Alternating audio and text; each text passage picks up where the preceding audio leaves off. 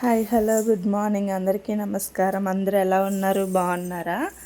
నేనైతే చాలా బాగున్నాను. మీరు అందరూ కూడా బాగుండాలని మనస్ఫూర్తిగా అయితే కోరుకుంటున్నాను. Welcome to our channel Manasa Kishore life style. అందరూ వీడియో చూస్తున్నారు కానీ ఎవరు కూడా సబ్స్క్రైబ్ చేసుకోవట్లేదు, ఒక లైక్ కూడా ఇవ్వట్లేదు. ప్లీజ్ అండి సబ్స్క్రైబ్ చేసుకోండి. ఇంకా ఈ వ్లాగ్ వచ్చేసరికి సండేదండి. సండే మార్నింగ్ టు ఈవినింగ్ ఎలా గడిచిందో మా రోజు మీకు చూపిస్తున్నాను. మార్నింగ్ లేచాక పనులన్నీ కూడా కంప్లీట్ చేసేసుకొని పిల్లలకి టిఫిన్ పెట్టేసి మేము కూడా టిఫిన్ చేసేసాము. పిల్లలకి మాకు దోశలు వేసుకున్నాను. అలాగే ఇక్కడ లంచ్లోకి వైట్ రైస్, చారు, ఇంకా చికెన్ తెచ్చారు మా హస్బెండ్. చికెన్ కర్రీ చేయమన్నారు. చికెన్ కర్రీ చేస్తున్నాను. ఇక్కడ నేను నా స్టైల్లో చికెన్ కర్రీ ఎలా చేస్తానో మీకు చెప్తాను, చూసేయండి. ఇంక ముందుగా స్టవ్ వెలిగించుకొని కడాయి పెట్టుకోవాలి. కడాయి వేడయ్యాక ఆయిల్ వేసుకొని ఆయిల్ బాగా వేడెక్కాక ఆనియన్స్, పచ్చిమిర్చి, కరివేపాకు, జీలకర్ర వేసుకొని బాగా ఫ్రై చేసుకోవాలి. ఇవి గోల్డెన్ బ్రౌన్ రావాలి. గోల్డెన్ బ్రౌన్ వచ్చాక దీంట్లోనే కట్ చేసిన 2 చిన్న టమాటాస్ని వేసుకోవాలి. చిన్నవేనండి, నేను ఇక్కడ కట్ చేసుకున్నాను. అవైతే సరిపోతుంది. ఇంకా అవి బాగా వేగాలి. టమాటా వేగడానికి నేను మూత పెట్టాను. మూత పెట్టి బాగా వేగించుకుంటున్నాను. టమాటా బాగా మగ్గిపోయిన తర్వాత ఇందులోనే రుచికి సరిపడా సాల్ట్, అలాగే కారం, గరం మసాలా, చికెన్ మసాలా ఇవన్నీ కూడా వేసుకొని బాగా ఫ్రై చేసుకోవాలి. కారం బాగా వేగిన తర్వాత అందులోనే కడిగి పెట్టుకున్న చికెన్ వేసేసుకోవాలి. చికెన్ వేసుకున్నాక మూత పెట్టుకోవాలి. చికెన్లోంచి వాటర్ అంతా బయటకు వచ్చేసి అదంతా ఇంకిపోయేంత వరకు చికెన్ని బాగా ఫ్రై చేసుకోవాలి. ఇంక చికెన్ వేగిపోయాక అందులోనే చికెన్ ఉడికేంత వరకు, అంటే చికెన్ ములిగేంత వరకు వాటర్ వేసుకోవాలి. ఇక్కడ నేను 1.5 గ్లాసు వాటర్ వేసుకుంటున్నాను. అదంతా బాగా ఉడకాలండి. చికెన్ ఉడికి దగ్గరికి వచ్చేయాలి. అప్పుడే సాల్ట్, కారం కూడా చెక్ చేసుకోండి సరిపోయిందా లేదా అనేసి. నాకైతే కరెక్ట్గా సరిపోయింది. ఫస్ట్ వేసుకున్న ఉప్పు కారం ఎక్కువగా వేయనండి, ఎందుకంటే పాప తింటుంది కదా, మళ్ళీ కారం అయితే తను తినలేదు సరిగ్గా. ఇంకా బాగా ఉడికిపోయాక దించే ముందు కొత్తిమీర కట్ చేసుకొని వేసుకున్నాను. నా దగ్గర ఆ రోజు కొత్తిమీర ఉంది, అందుకనే వేసుకున్నానండి, లేకపోతే వేయను. ఇంక ఈరోజు అయితే మేము ఒక మంచి సినిమా చూసామండి. మార్నింగ్ 9కి ఇచ్చారు జీ తెలుగులో. చాలా అంటే చాలా బాగుంది. Father and daughter emotional cinema. ఆ అమ్మాయి కోసం ఆ తండ్రి ఎంతలా బాధపడతాడో, ఆ అమ్మాయి కనిపించకపోతే ఎంత వేదన పడతాడో ఆ సినిమాలో చూపించారు. నాకు మా హస్బెండ్కి అయితే లాస్ట్లో ఏడుపు వచ్చేసింది.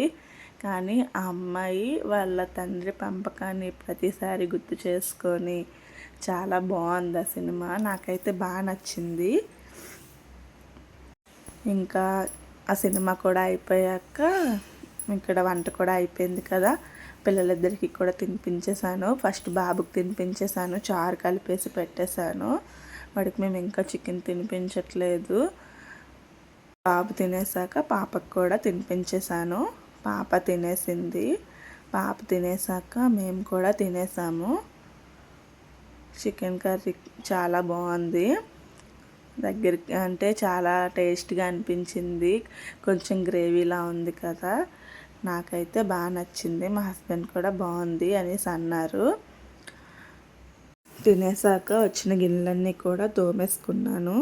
ఎప్పుడు పనులప్పుడు చేసేసుకుంటే తర్వాత ఖాళీ టైంలో మనకి నచ్చిన పని మనం చేసుకోవచ్చు కదండి. ఇలాగ వీడియోస్ ఎడిటింగ్స్ కానీ ఏమైనా వీడియోస్ కానీ చేసుకోవడానికి అవుతుంది. అందుకనే నేను ఎప్పుడు గిన్నెలు అప్పుడే తోమేసుకుంటాను. అలా ఉంచామనుకోండి ఇంట్లో కూడా దోమలు, ఈగలు ఎక్కువగా వచ్చేస్తాయి కదా ఎంగిలి వాటి మీదకి. అందుకనేసి నేను ఉంచనండి, గిన్నెలు అయితే తోమేసుకుంటాను వెంటనే. ఇక్కడ గిన్నెలు తోమేయడం అయిపోయాక మజ్జిగ చేస్తున్నాను. చికెన్ తిన్నాం కదా, వేడి చేస్తుంది అనేసి ఇంట్లో తోడు పెట్టానండి. మాకు ఆవు పాలు వేస్తారు ఒక అతను, ఇంకా టూ డేస్ తాగలేదు, అది పాలు మిగిలిపోయాయి అనేసి తోడు పెట్టేశాను. చాలా చక్కగా జున్నులాగా వచ్చింది పెరుగు అయితే. అందుకే ఇక్కడ నేను గరిటతో వేస్తున్నాను పెరుగు. ఇంకా బాగా బీట్ చేసుకున్నాక అందులోనే కొంచెం పలుచగా చేసుకోవడానికి వాటర్ వేసుకున్నాను. ఇంక నేను ఇందులో నిమ్మకాయ కానీ ఏమీ కూడా వేయలేదండి, ఎందుకంటే పెరుగే చాలా పులుపుగా ఉంది. అందుకనేస్తే నేను ఇంకా నిమ్మకాయ అది వేయలేదు, ఓన్లీ వాటరు సాల్ట్ వేసేసాను. చాలా బాగా వచ్చింది పెరుగు అయితే. ఇంట్లో చేసుకున్న పెరుగుకి బయట పెరుగుకి చాలా తేడా ఉంటుంది కదండి. బయట పెరుగు అయితే ఇంత పుల్లగా ఉండదు, మళ్ళీ అందులో మనం నిమ్మకాయ కూడా వేయాలి. ఇంకా కలిపేశాక మా హస్బెండ్కి మా పాపకి ఇచ్చేసాను. ఇక్కడ చూడండి, మా హస్బెండ్కి ఇస్తుంటే మా హస్బెండ్ ఏమో తీసుకోవట్లేదు, నాతో ఆట పట్టేస్తున్నారు. తీసుకో తీసుకో తీసుకో అంటే నన్ను నవ్విస్తున్నారు. ఇంకా ఇచ్చేసాను, ఎలాగోలాగా ఇచ్చేసి మా బాబుకి కూడా కొంచెం పట్టాను. ఎందుకంటే ఎండలు కదండి, పిల్లలు హైడ్రేట్ అవ్వకుండా డిహైడ్రేట్గా ఉండాలనేసి పిల్లలకు కూడా అలా వాటర్ అవి పడుతూనే ఉంటాను. మీరందరూ కూడా వాటర్ తాగండి, మజ్జిగ కొబ్బరి నీళ్ళు అవన్నీ కూడా తాగుతూ ఉండండి వీలైనట్టు మట్టుగా. ఇంకా ఇక్కడ మేము పెరుగు తాగేశాక మజ్జిగ తాగేశాక కొంచెం సేపు రెస్ట్ తీసుకున్నామండి. మధ్యాహ్నం పిల్లలు మా హస్బెండ్ పడుకున్నారు, నేనైతే పడుకోలేదు, కొంచెం పని ఉంటే అది చేసుకున్నాను. ఇంకా ఈవినింగ్ పిల్లలు లేచాక పాప సాటర్డే ఈవినింగ్ తీసుకెళ్ళమంది పార్క్కి, కానీ ఆ రోజు మాకు అవ్వలేదు. మా హస్బెండ్ లైనింగ్లు తెచ్చుకోవాలి, నేను బయటికి వెళ్ళాలి, లేట్ అయిపోతుంది అని అనేసి అన్నారనేసి తీసుకెళ్ళలేదు.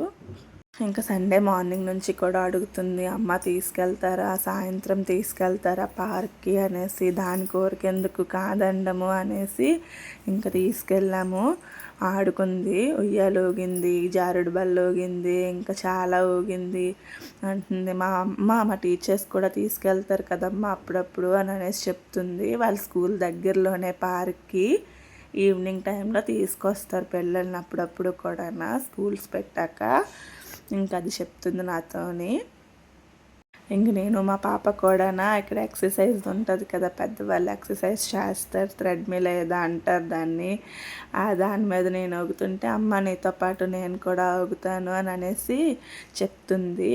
ఇక్కడ మేము వీడియో తీస్తుంటే మా హస్బెండ్ మాకు వీడియో తీస్తుంటే అందరూ కూడా చూస్తున్నారు, వీళ్ళు వీడియో తీసుకుంటున్నారు ఏంటి అని అనేసి. ఇక్కడ మేము ఊగుతుంటే ఆ పాప వచ్చి ఆంటీ నాకు ఇస్తారా అని అనేసి అడుగుతుంది.